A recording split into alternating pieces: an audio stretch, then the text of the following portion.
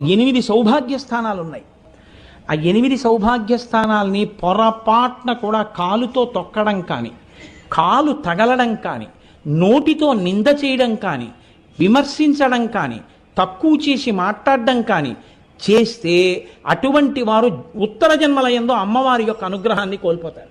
మొట్టమొదటిది తాడి చెట్టు, రెండవది చెరకు. అందుకే అమ్మవారి చెరుకు పట్టుకుంటుంది. చెరుకు ముక్కలు తీసుకొచ్చి అమ్మవారికి పెట్టినా వినాయకుడికి పెట్టినా పరమ ప్రీతి. కాబట్టి చెరుకుగడ, తాడి చెట్టు, రూపుమారిన పాలు అంటే జున్ను కానీ పెరుగు కానీ. నాలుగవది ఉప్పు. ఉప్పుని ఎన్నడూ నింద చేయడం కానీ ఉప్పుని తిట్టడం కానీ చేయకూడదు. నాలుగవది ఉప్పు.